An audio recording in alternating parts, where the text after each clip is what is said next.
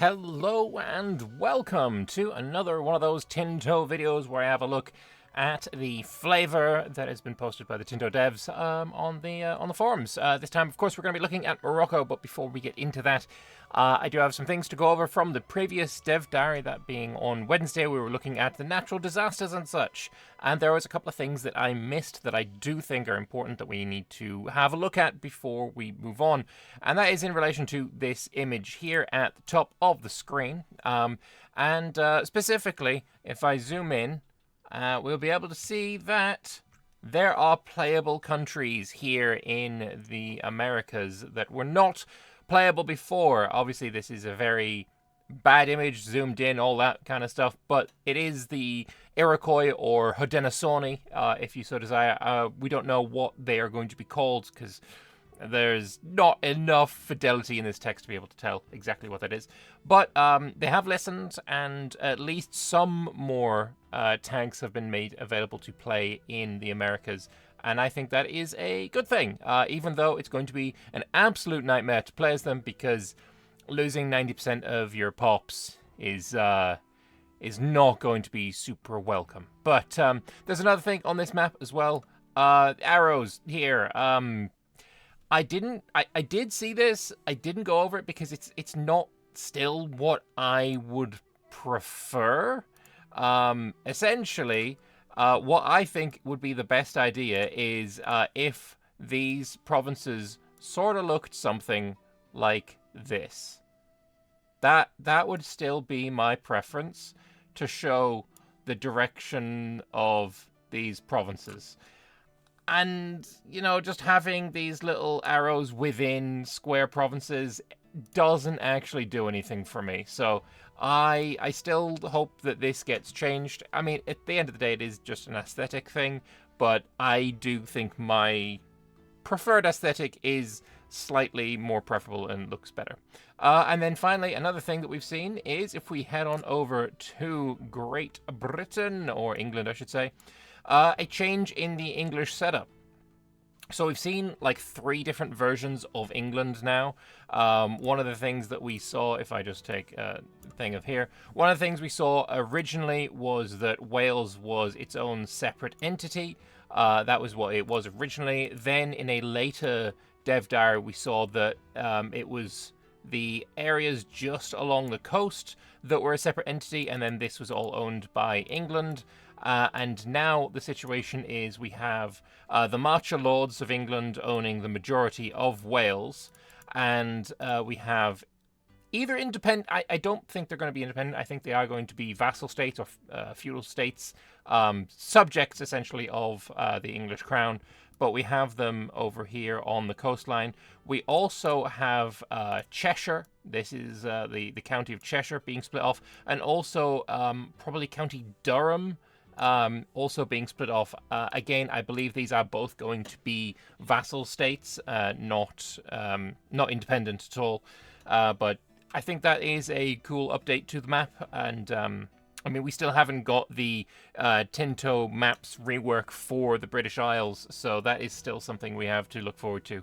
And I guess the reason that we haven't got it yet is because they're going through so many different iterations. But that is all I have to show on this when we go back to this, and now I think we should get into the main topic, which is, of course, Morocco.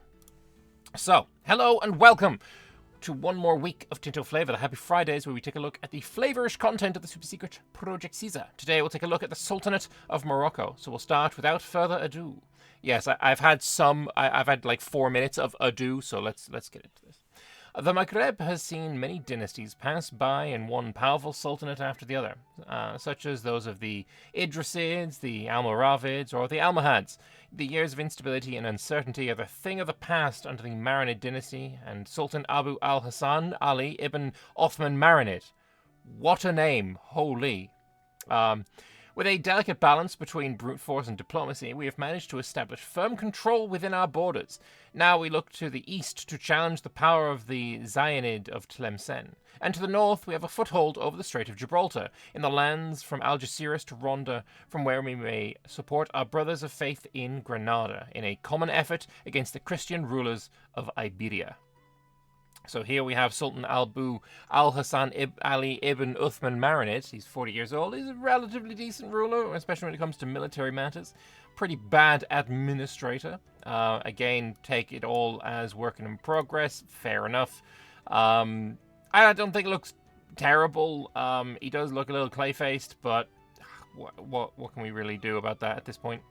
And also, we have here, this is why I brought it up, we have the new version of what these C-tile provinces with directionals look like when you're in this political map mode. It actually looks a lot better than I gave it credit for in here. But yeah, Morocco there. I believe Tafilalt is a vassal of Morocco, but I might be wrong on that one. I may notice some arrows in the sea zone. It indicates oceanic currents and wind directions. These visuals were recently implemented, so take them as work in progress. Look, I already critiqued them. We don't need to go into it again. Morocco starts with a fairly interesting diplomatic situation. We are at war with Castile and at war with Tlemcen. Okay. Oh, no. This is rivalry. You're only at war with... is that Tlemcen or is that Tagore? The green one here, I don't remember which one that is. Well, it'll probably zoom out and show us. I don't remember the flag. But you're rivaled with them and at war with them. Tlemcen, yes, that's it. Tlemcen. I was trying to think Tlemcen and Tunis. I was like, hang on, am I getting this wrong? But no, I wasn't. So you're rivaled with Tlemcen. You're at war with Tlemcen. You're rivaled with Castile. And I think this is certainly an interesting departure from EU4, right? In EU4, the player got to set their rivalries 100% of the time. They got to set their rivalries.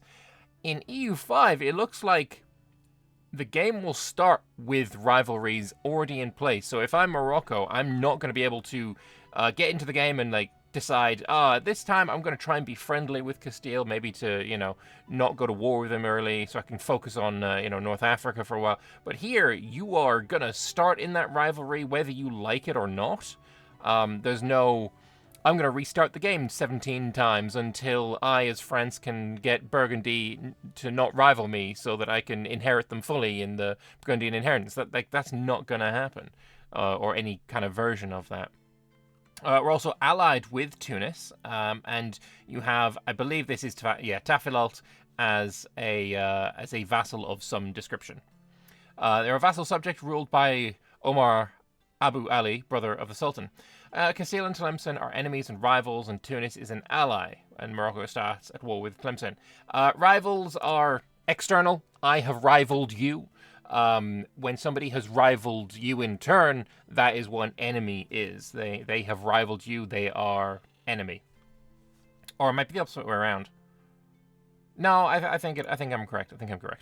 Morocco has a few starting estate privileges, including the Waqf payments. Nailed that pronunciation, don't even worry about it. So we get monthly progress to spiritualist, estate satisfaction equilibrium goes up, the tax efficiency goes down. To profess our piety and religious dedication, we will endeavor to grant Waqf payments as charitable endowments, utilized in funding madrasas, hospitals, mosques, or helping the less fortunate. It's a privilege granted to the clergy, available to all Muslim countries. We also have tribal strongholds, giving less rural control and more power to the tribe's estate. The many settled tribes across the Maghreb have accumulated great influence over the locals. To appease them and recognize their authority will only help us exert control over our domain with greater ease. It will be granted to the tribes if your country has its capital in the Maghreb region, making it much more powerful, which has its uses, but reducing your control. So the parliament has a flavor name as usual. So the parliament is called the Mejlis. Mejli. Cool. And some starting works of art, including the Raud al-Kurtas, which is very good. The Kutubiyya Mosque. We also have the Ibn Yusuf Mosque. And we'll see what these do. So the Raud al-Kurtas is a chronicle describing the development of the city of Fez, but also the rulers of the Al-Maghrib Al-Aqsa, from the Idrisids to the Marinid dynasty. The Kutubiyya Mosque was built twice in Marrakesh. The Kutubiyya Mosque is a prime example of the Almoravid architecture and an important landmark in the center of the city. The name of this mosque derives from the booksellers that traded around the building.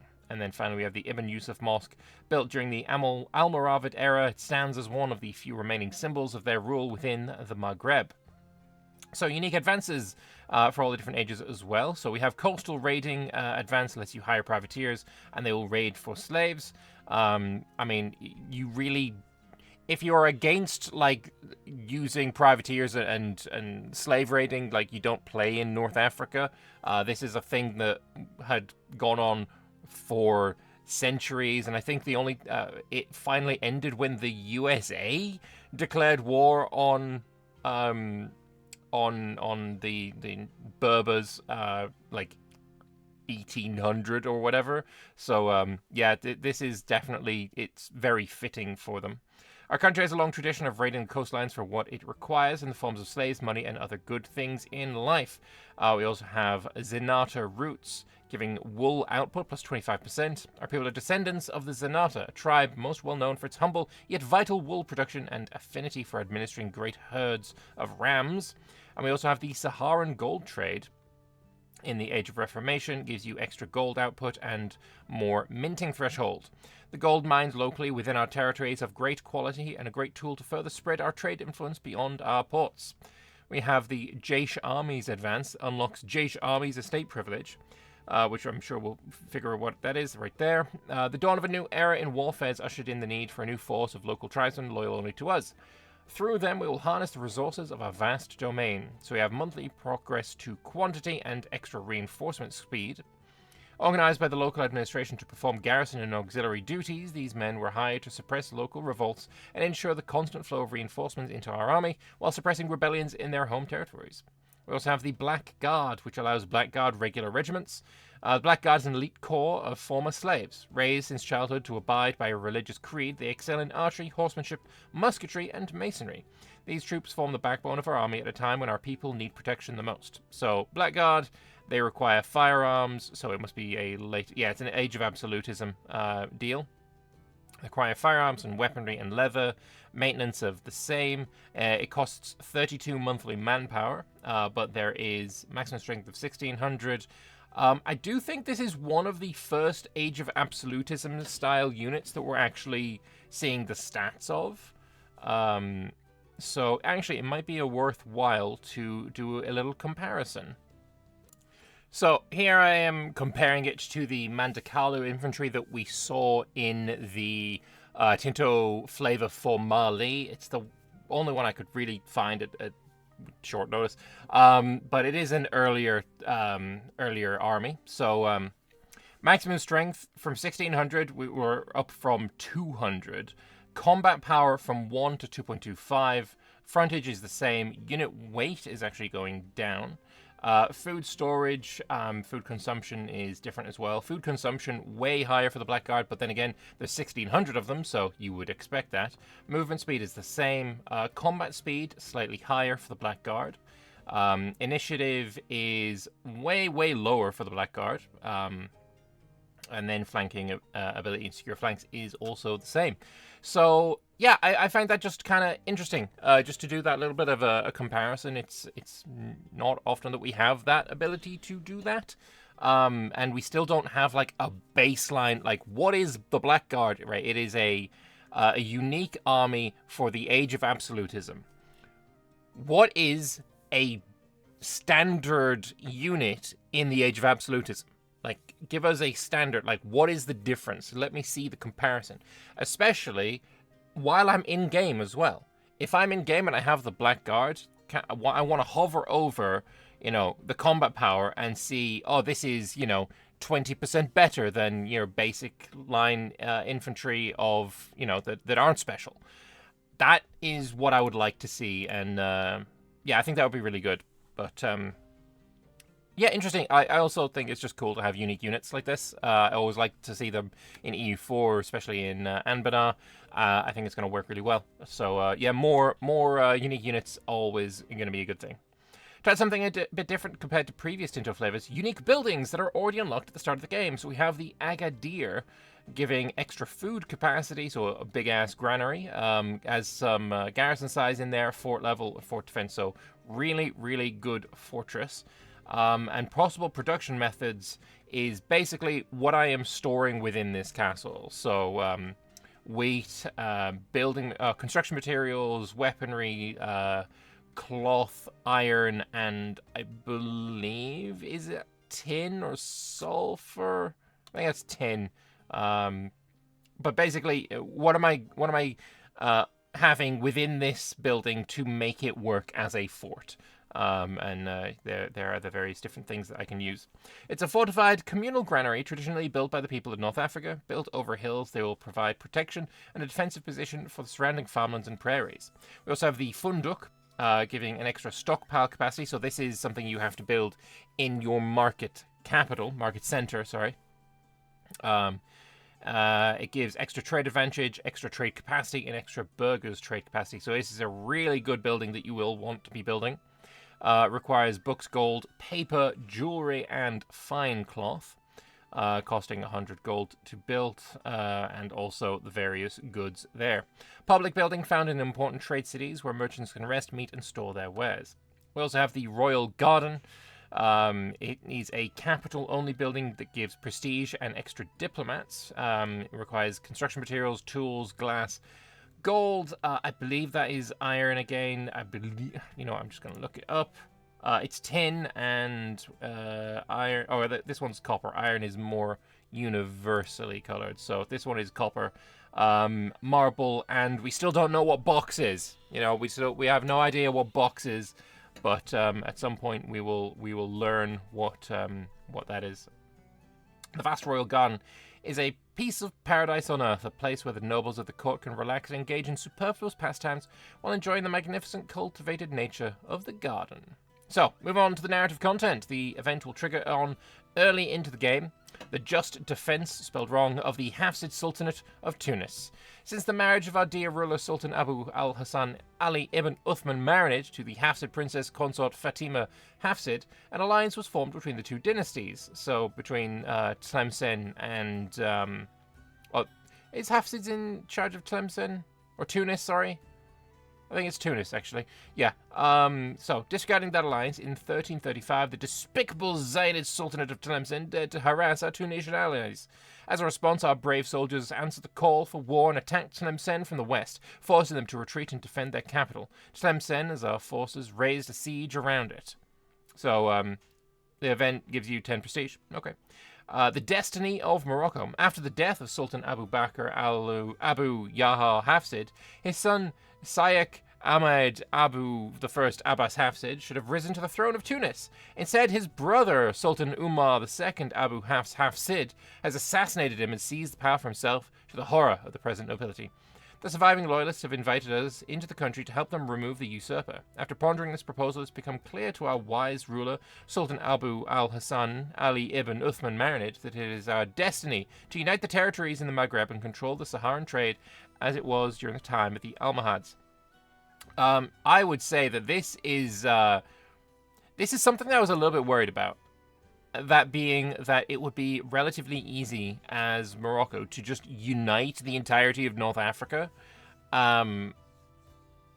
way before it actually happened in the time of EU4, and there being like narrative content to actually push in that direction is slightly worrying. Obviously, there's going to be break spot on that because of the cultural disunity of the region, and maybe that is going to harm efforts to unify into a really solid country that is going to push outwards. But who knows? I don't know. The Marinid dynasty was at the time the guarantor of the Hafsid succession, and so when the usurper rose to the throne of Tunis, the Marinid army invaded to drive him out. After the capture and execution of the usurper, the Marinid Sultan entered the capital city of Tunis triumphantly and united the realm under his banner. So apparently that happened historically. I was not aware. We will ride to glory. Perfect. Another early game event is the Banu Marine. For decades, the local strongmen across the Maghreb have relied on strong and influential tribes to assert control and safeguard the trade routes. One such tribe is the Banu Marine. Originally, they emerged from the ashes of the previous Moroccan dynasty and occupied Meknes in 1245. Due to their descent from our northeastern territories and their proximity to the hostilities between our people and the rulers of Iberia, they once made up much of our army. Despite their military prowess, however, they spend most of their time with their families as shepherds of great sheep flocks. So the Banu Maran, or Marinids, were an Amazigh tribe from the Zenata group, originally living as nomadic herders in the northeastern Atlas Mountains of Morocco. Initially they worked as mercenaries for the Almohad dynasty, but later rebelled and established their own authority in the 13th century. The tribe was key in founding the Marinid dynasty, which controlled Morocco and parts of North Africa. Renowned for their strong military capabilities, they significantly influenced the region's political dynamics through internal strife, eventually led to their decline. So we must accommodate them, or we cannot depend on remote and unruly tribes. So if we select the first option, every owned location with wool will gain trade with the Banu Marin modifier, which is giving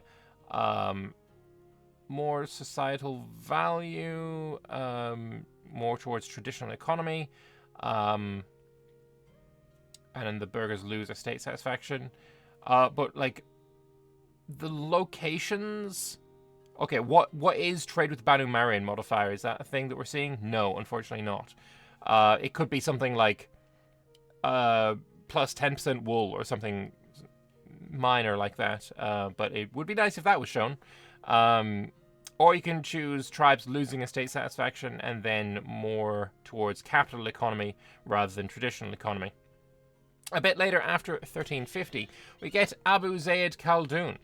Widely heralded as one of the world's best philosophers, Abu Zayd Khaldoun is offered us the opportunity to sponsor his works. Due to his family's established prestige, Abu Zayd was allowed to study under some of the most prominent scholars in the Maghreb. As a result, he excelled in many subjects such as jurisprudence, religious law, and linguistics. Such an addition to our cultural sphere would surely go a long way. I mean, one of the earliest, I think maybe the earliest university that is still in use today is the one in Fez, I believe. So it definitely makes sense that there should be some kind of content around, being quite learned. So this definitely could work for that. Ibn Khaldun was a renowned Arab sociologist, philosopher, and historian recognized as one of the foremost thinkers of the medieval period, and often hailed as a pioneer in historiography, sociology, economics, and demography. His most famous work, the Muqaddimah, composed in just 6 months, had a profound impact on later historians who used its insights to understand the dynamics of empires. Comparisons have been drawn between Ibn Khaldun's theories and those of European intellectuals such as Machiavelli, Hegel, and Adam Smith, underscoring his groundbreaking influence. His scholarship continues to shape contemporary Islamic thought and various academic fields. Very cool. Although there might also be some troubles, like power in the wrong hands. The slow decay of authority and splendor is observed only when it's too late. Such is the case with Sultan Abu al-Hasan Ali ibn Uthman Marinid, who failed attempts at curbing the power of the Umara has led them to completely taking over every important facet of our government. What can we do indeed? They'll add powerful vizierships, government reform. Resisting autocratic tendencies of our Umara in subsequent events will lower the requirements to remove this government reform. Cool. So powerful vizierships gives monthly progress to aristocracy. Replacing cabinet members is way more expensive. The clergy are now blocked, so are the burghers from the cabinet. Having no head of the cabinet leads to minus 0.5 monthly legitimacy. Set of ministers that supersede the authority of the crown. These officers hold a firm grip on power while the sultan is but mere puppet. And much more content, including mid-game one regarding the golden age of the Saadi dynasty, but that's all for today. Next week we're looking at Hungary. Bloody Sigismund, that wily old fox. Although I think this might be slightly before his time. But yes, might be Sigismund's dad potentially. But yeah, no, this is an interesting one. I'm slightly worried, and if I look up the Tinto maps of the Maghreb, I will tell you, I'll be able to show easier why. There it is. So the Maghreb, I mean, it looks like this, right? You got 3 countries. There's vassals here as well, but essentially you have 3 countries, and is that going to be something that will hold you back for a long enough time, right? You start a war with Tlemcen, and then very early on you get an event that brings you to war with Tunis, and that event has you unify Tunis into Morocco as well. So you are, in a very short amount of time, going to be able to unify the entirety of North Africa. And it doesn't look like it is going to be too taxing. It is something that I worried about when this Maghreb dev diary came out, and it's something that I'm really not seeing any reason to not be worried about. But yeah, I don't know. Maybe there is also things that I'm missing that will make it much harder than I am anticipating. Maybe these wars are going to be way more taxing than I have been, than I expect. Though, if historically this happened, I imagine it shouldn't be too terribly difficult to follow along with history. But yeah, I would like to know your thoughts, so please do leave them in the comment section below. Morocco, is it a country that you are interested in playing when EU5 eventually comes out and hits your Steam library? I believe I'm probably more interested in playing as Tunis, just for the location, if nothing else. But I'd like to know your thoughts, so please do leave them in the comment section below. Thank you all very much for watching. If you like this video, please do me a favor and subscribe to the channel. Like the video, and I will see you in a few days for the responses to this video, and also, or to this dev diary, I should say, and also the one on Wednesday. So I will see you on either Sunday or Monday. I'm not sure yet. We'll see you then. Bye-bye.